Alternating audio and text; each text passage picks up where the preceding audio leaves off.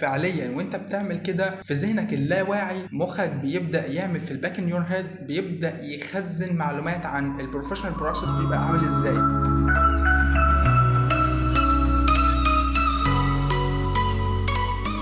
اللي مصعب دراسة قسم العمارة وهم حاجتين. أول حاجة وهي الوقت، أنت كل مشروع بياخد عدد ساعات رهيب، وهنا مش 5-6 ساعات، الموضوع ممكن يوصل لأيام. وللأسف إن حاجة زي كده مش بتنتهي مع التخرج، أو على الأقل مش في تجربتي. الوقت إحنا ملناش أي تحكم فيه، أنت محدود بالوقت اللي قدامك قبل ما توصل للديدلاين، وفي كمية ضغط رهيبة بتبقى معاك أول ما بتبقى قربت من الديدلاين بتاعك، سواء إن أنت المشروع ده بتسلمه العميل أو في ميعاد لمقابلة مع عميل، أو إن أنت في مشروع في الكليه ومضطر انت تسلم في الميعاد ده. بس اللي احنا لينا تحكم فيه وهي قيمه الوقت اللي احنا بنشتغل فيه، بمعنى اصح تركيزنا واحنا شغالين. خلينا نتفق ان احنا كل واحد فينا بيبدا ينهمك في الشغل او يندمج في الشغل او يركز فيه بشكل مختلف. واحد مثلا ممكن يبقى بيشغل اغاني علشان يبدا يخش في المود بتاعه، يبدا يشتغل ويطلع الشغل بتاعه. حد تاني على العكس تماما بيحتاج ان الجو يبقى هدوء تام حواليه عشان يقدر يركز في الشغل. بس اللي احنا هنتفق عليه هو ان انت مش تحت شرط عشان انت في البيئه المثاليه حواليك فانت تقدر تركز كويس. انت ممكن تبقى في البيئه اللي انت عاملها ومركز فيها بنسبه 100%، بس انت مش عارف تنتج اي حاجه. وده لانك وانت شغال في المشروع بيبقى انت متاخر في الماده دي، والدكتور كان قال على حته هتيجي في الامتحان، فانت بتروح تتصل بصاحبك عشان تشوف الحته دي هتيجي منين. اتصلت بصاحبك شكرا، انت لقيت نفسك في الشارع بتتمشى مع بعضيكم، خلاص خلصتوا اللفه بتاعتكم. لحد ما رجعت انت لا سالت على الحاجه اللي هتيجي في الامتحان ولا خلصت المشروع اللي في ايدك، واليوم خلص وانت رايح تنام وانت ما خلصتش التاسك بتاع النهارده وما عرفتش ايه اللي هيحصل بكره. وهكذا اليوم يخلص وتبدا في اليوم الجديد وتبدا تنهمك في تسليمات جديده ومشاريع جديده واجزاء جديده والمحاضرات والمواعيد اللي هتتحط جديده عشان كل جزء هيتسلم امتى والكلام ده كله، وانت نسيت امبارح حصل ايه اصلا. اللي نستفيده من الجزء ده هو ان انت التركيز بتاعك في الوقت اللي انت بتقضيه اهم من الوقت، مع ان الوقت هو العنصر الفيكسد الثابت عندك. نفس الوقت اللي صاحبك بيخلص فيه الفكره والتصميم وبيعمل مقترح واثنين وثلاثه للمشروع هو الوقت اللي انت بتخلص فيه، او اللي انا يعني كنت بخلص فيه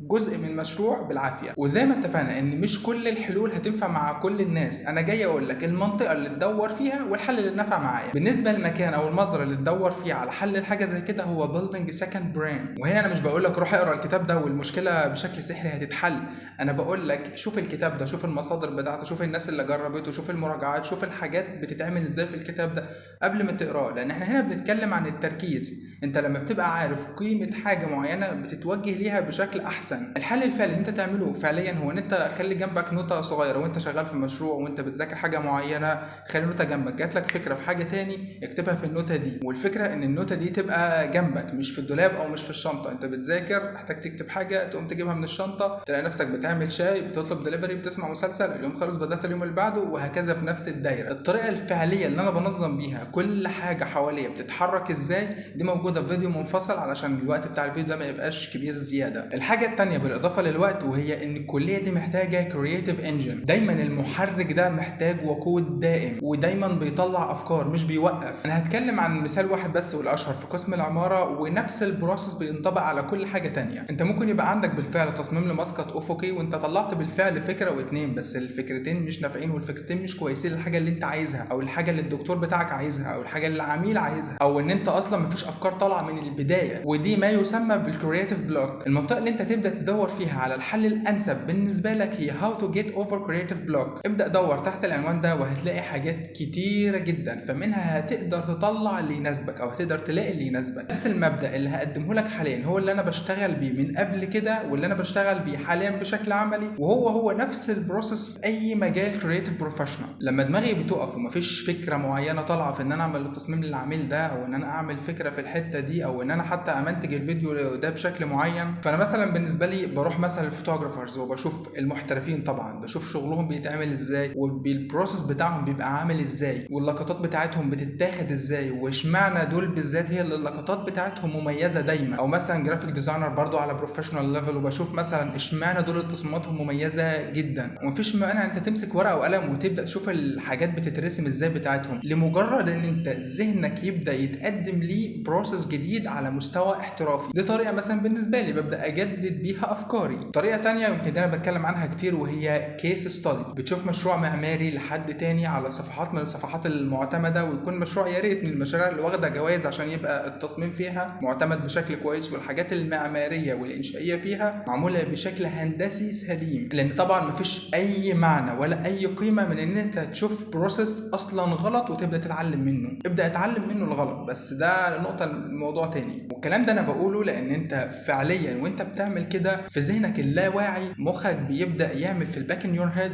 بيبدا يخزن معلومات عن البروفيشنال بروسيس بيبقى عامل ازاي. لما بتشوف نموذج واثنين وثلاثه في مجال واثنين وثلاثه، بعدين بترجع للحاجه اللي انت فيها، فانت بتعرف بالظبط النقطه اللي انت واقف عندها وتبدا تتحرك في الاتجاه بتاعك ازاي. احنا لو بدانا نتكلم بشكل مجرد جدا عن كل المجالات اللي هي كرييتيف بروفيشنالز، الكرييتيف بروسيس بتاع كل مجال فيهم هو بالظبط. والنتيجه بتاعت الكلام ده هي ان انت بتبقى عارف المنعطفات اللي انت تبدا تتحرك فيها وانت ماشي في المشروع بتاعك. انت وقفت في الجزء ده فانت عارف تبدا تدور من فين، تبدا منين، الباب منين للطريق بتاعك. دي فايده ان انت تبدا تشوف مجالات تانية، مش لازم مجال العماره. ابدا خش فيه وشوف الناس بتتعامل ازاي مع كل مشكله بتحصل معاها. هتلاقي بالظبط نفس المشكلات اللي عندهم بتحصل معاك بس بطريقه تانية او بمبدا تاني. ودايما المجالات دي مش معتمده بس على ان مخك بيولد افكار فانت بتبدا تمشي ورا كل فكره شويه، لا، هي كل الافكار اللي بتطلع صح، بس اللي انت هتلتزم بيها هي الاصح. وبعدين من طول ما انت ماشي كل الافكار اللي جات لك قبل كده بتبدا تتقابل معاك تاني في الطريق بشكل او باخر. وعلشان تضمن ان دايما الافكار دي تبقى دايما حاضره معاك، انت دماغك عمره ما بيخزن معلومات، او على دماغي عمره ما خزن اي معلومات من اي نوع باي شكل. فانا ما اقدرش ابدا اعتمد على ذاكرتي في اي حاجه. انا دايما معايا نوتة او الديجيتال نوتس، هي دي اللي انا اي فكره اي حاجه بتجيني جديده بروح مسجلها وبعمل لها تاج على حسب الاتجاه اللي هي بتروح فيه. ودي حاجه انا بعملها في سيستم اسمه كولكت كلاريفاي كالندر، يمكن اتكلمنا عنه بالتفصيل قبل كده، هتلاقوه في التمبلتس بتاعت نوشن، والتمبلتس موجوده بشكل مجاني، يمكن دي ثالث مره نتكلم عنها.